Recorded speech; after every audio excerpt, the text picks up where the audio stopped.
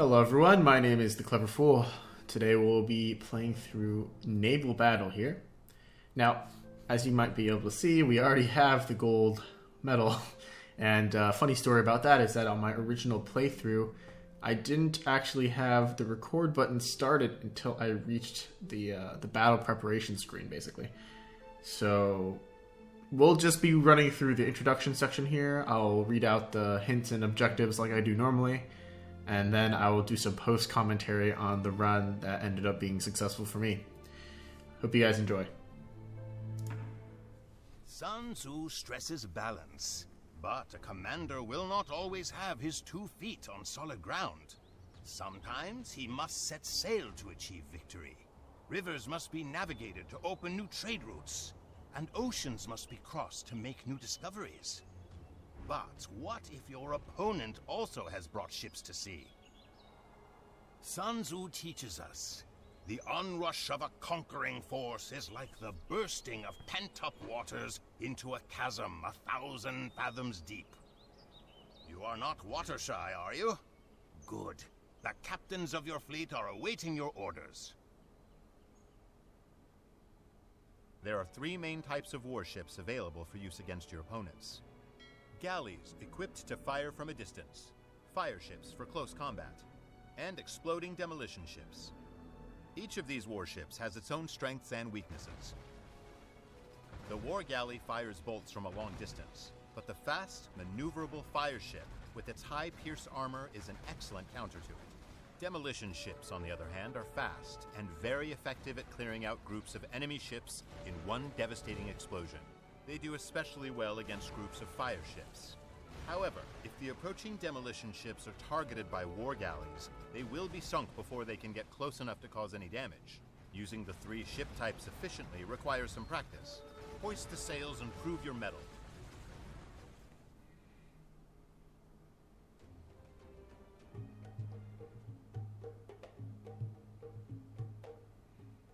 Alright, so the main objective is to destroy all enemy warships. The enemy will have a total of 44 warships this scenario. Our hints tell us that fire ships are a great counter to war galleys, but keep them away from enemy demolition ships.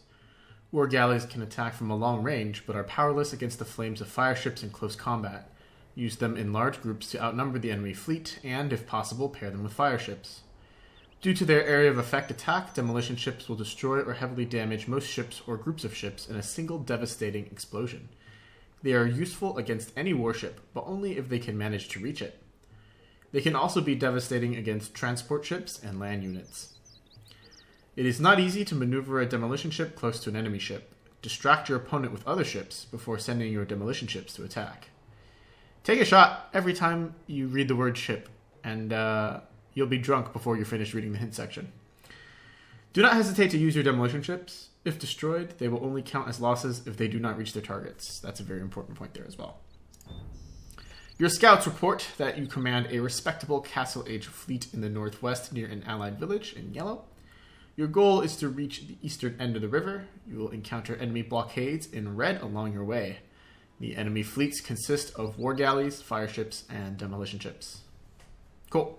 So, like I mentioned before, the rest of this will be in post-commentary, so that'll be future Clever Fool signing off and handing it back over to past Clever Fool. See you guys later.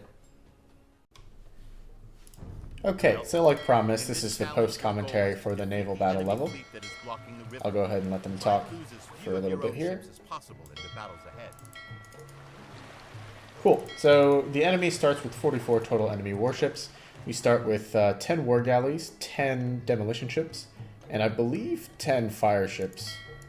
Yep, so 10 of each warship versus 44 enemy ships. Now, fortunately for us, the enemy ships are grouped in a way for us to be able to fight them.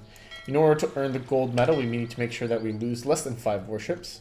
Now, we are allowed to use demolition ships, and the important thing is to make sure that our demolition ships actually blow up, as opposed to getting themselves blown up. If our demo ships successfully trigger on an enemy ship, it actually allows us to get use out of them without incurring a loss here. So right away for this first fight, you can see what I'm doing is I'm just grouping up the fire ships and the war galleys together, and I'm just rushing straight at the first groups of war galleys here. I'm doing a little bit of micro of the focus fire ship away from the fracas so that we can get maximum value while minimizing the amount of damage that we're taking to our ships. What you might realize then is that at certain points, what might happen is that we will have 1 or 2 fire ships, or perhaps even a war galley, be on lower HP than normal, and you can retreat them from the fight if necessary in order to prevent giving them a free loss. The whole idea, though, is to take minimal damage. Now, for the second pair of groups, each pair consists, I believe, of 5 war galleys and 2 fire ships, so a total of 14 ships for the second group, something like that. I don't exactly have the number. But what you want to do here is you want to leverage your demolition ships, at least a few of them here, because the fire ships will take too many shots from your war galleys before they close in. So unless you're a micro god or you're willing to risk your fire ships taking lots of damage, you really want to get some good damage in there with the demo ships that you have. So here what you can see me doing is I'm actually rotating one of my lower HP fire ships to be into the support group, while having my main frontline group of fire ships reassigned to have some only high HP fire ships here. So what I did for these fire ships were I did the same thing, the same 2 control groups for the first attack. I basically had 5 fire ships lead the charge, followed them up with the galleys, and then had 5 fire ships hang back while the second group came in. If you rewind the video, you'll be able to see what I'm talking about. Much the same concept here. I start engaging with my squad of ships. My other set of ships gets ready to intercept the second group. These guys are fighting, as you can see.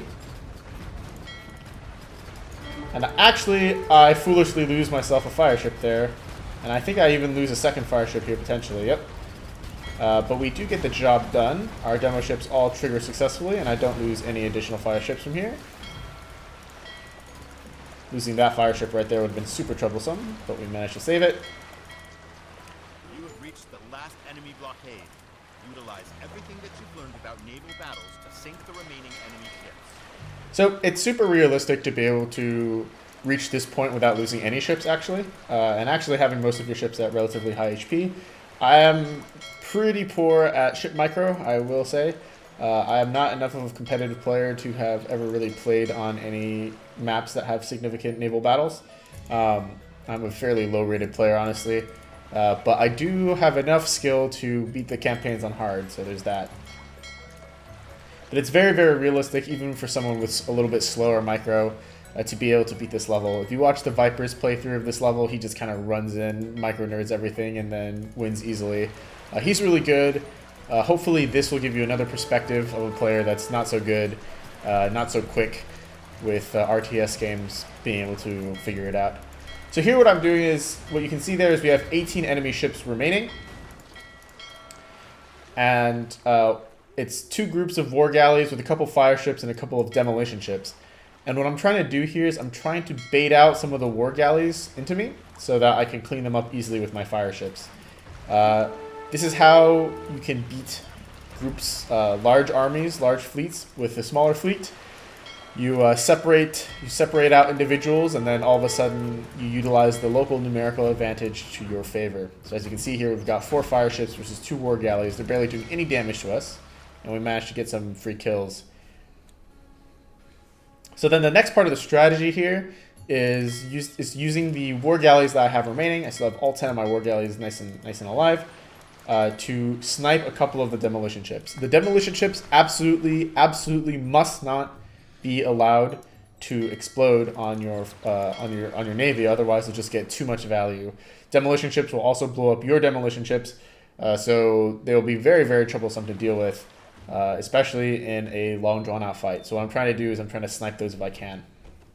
So you can see I'm setting up my war galleys here for a snipe, and once you destroy enough ships out of this last group, the entire squad will actually aggro on you. But if you run away with your ships, eventually they'll just return back to a patrolling state, and you can actually destroy the remaining navy at your leisure.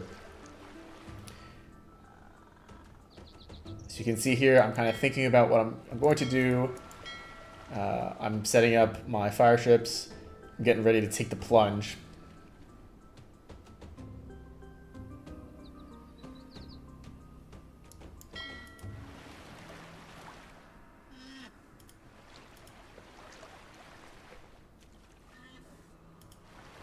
So I rush in, notice the first two things that I do is I get those 2 demo ships out. Now this part is really unfortunate because for some reason my ships decide to go into like a narrow line formation instead of a wide formation. And that actually cost me a warship because he was slow to get back. But now you see I've actually baited a lot of their ships out. And they're still chasing my war galleys, so I send in some of my demolition ships. And I get a couple of fire ships in there. And that fire ship basically gets maximum usage out of itself without getting itself destroyed. So I'm just going to send it all the way to the back line because I don't need it to destroy itself by mistake anymore. So at this point, we've got 8 ships left to destroy. We still have around 15 or so ships, so we're doing pretty good actually. If we don't screw this up, it's just a matter of bait and switching the remaining ships to your position and cleaning them up one by one. The trick though is to make sure that you don't accidentally draw too much aggression. Aggression that your navy won't be able to handle without taking some major losses.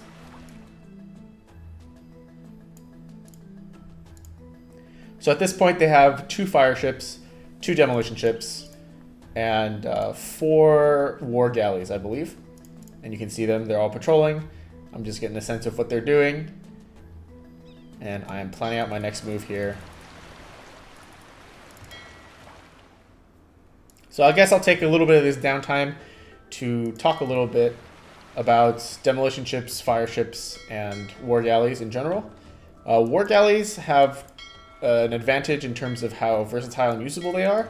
You can use war galleys to also perform attacks against the shoreline, for example. You can use them to snipe villagers on the coast. You can use them to harass buildings and units on the coast and whatnot. War galleys also have the advantage of being able to reach a certain critical mass where once you start one-shotting ships, you can start microing them a lot easier. If fire ships are the melee units of the seas, then war galleys are the archers of the seas, I suppose. So war galleys will definitely lose out against fire ships in one-on-one combat. Even, I think one fire ship will still eventually win against one war galley, even if you try to kite your way and totally one-on-one micro-nerd it. So it's kind of like a rock, paper, scissors deal, where war galleys are supposed to be good against demolition ships are good against fire ships, and fire ships are good against war galleys. But in practice, that's not really how it works out. So you can see I'm trying to sneak my war galleys in to do some baiting. So really what happens in practice is that fire galleys in Feudal Age are really, really strong. And that's basically the meta, just running fire galleys. And then once you reach the Castle Age and beyond, you're going to be able to transition into the war galley / galleon line. The interesting thing about the 3 ship types is I believe all 3 of them cost the same amount of total resource. But the difference being that some ships are more gold intensive than others. So I believe that the war galley actually has the advantage of being the least gold intensive. It's like 90 wood and 35 gold or something like that. And what happens is that the fire ship costs more gold but less wood, and the demolition ship costs even more gold and even less wood. So in the long run, galleys actually are the least gold intensive, especially if you start having trouble getting gold in the late game. Also in the long run, as galleys reach a critical mass, they typically become the premier ocean unit, with having some fire ships mixed in as like a sponge in the front line. Pretty useful. So now you can see here, I only intended to bait the one war galley, but I also bit off a little bit more than I could chew. I was hoping that I wouldn't have to deal with this fire ship for a little bit, and it gets a lot of damage on our galleys. But fortunately, we didn't lose anything. So now we have 5 enemy ships remaining. And that would be 2 war galleys, 1 fire ship, and 2 demolition ships remaining. The second point about demolition ships being extremely good against transports and land units is also very valid. Demolition ships are super good against transports because ostensibly you only need to blow them. I think it's like 1 heavy demo ship will blow up 1 transport ship or something like that. And the obvious benefit here is that the transport ship can't fight back, so the demo ship has free range to just kind of float up to it if it's by itself. And obviously, transport ships are usually containing some juicy units for demo ships to destroy. Demolition ships often fare well against fire ships on their own as well, because fire ships tend to group up both naturally and just when they attack. So demolition ships will often be able to trade cost efficiently against them. Now that being said, I believe one demolition ship explosion on a fire ship will leave the fire ship with some HP remaining, so you definitely need to leverage that group damage a little bit in order to get full use and cost benefit out of the demolition ship. Lastly, demolition ships are super good against group units on shallows, for example, or even near the coast. Demolition ships can do massive damage to land units and kill entire clusters of units, especially if they're packed close together in formation.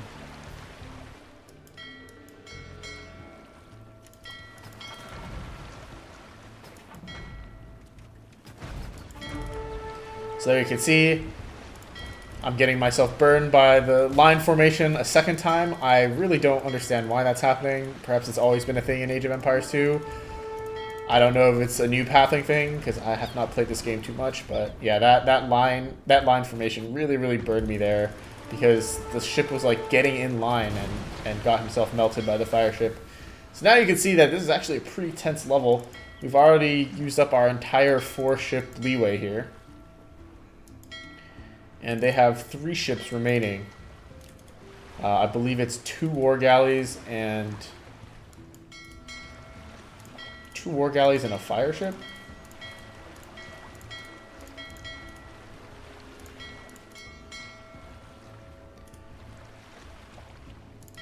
So again, now that I've talked a little bit about demolition ships and the galley line, the last thing to talk about now is the fire ships. Fire ships, the fire galley, that is, dominates early feudal age. They're just very good, and they will destroy regular galleys super easily, especially because galleys in the feudal age take a long time to produce. So often, fire galleys are super effective, especially also at raiding their enemy fishing ships. They're still good even later in the game, but you can't really reliably mass them, because once galleys reach a critical mass, they can kind of just kite your ships and snipe them one at a time, and it makes it pretty hard for you to get value with your fire ships.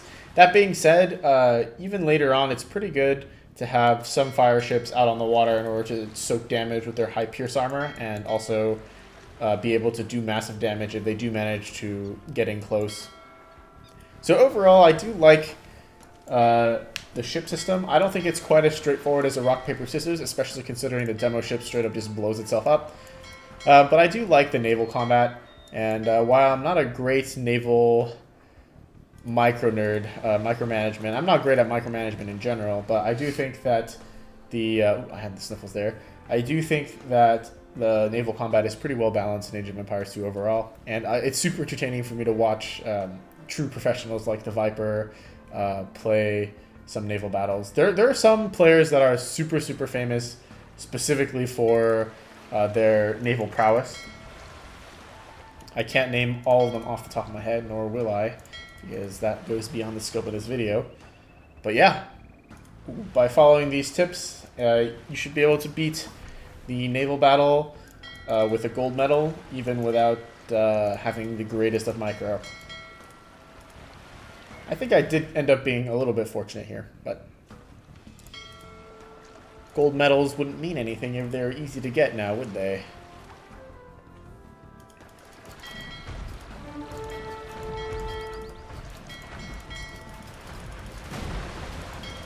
Nice.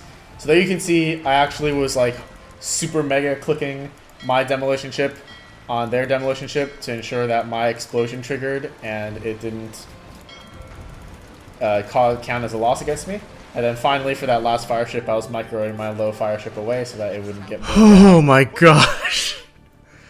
Oh my goodness gracious. That is so nerve-wracking. Holy crap. Oh my god, I can't wait for the post-commentary on this one. And there you have it, friends. We are done. We succeeded. And there's the results. Thanks for watching, guys. I'll see y'all next time. And there we have it. Gold medal for naval battle. Now, if you're actually good at micro, you don't have to do it this way. And it doesn't have to be quite as theatrical. But, man, I needed to pull out my max focus for this one because my naval macro is just god-awful. I can give some tips, but I can't actually act on them. And I'll wait for the post commentary to do that.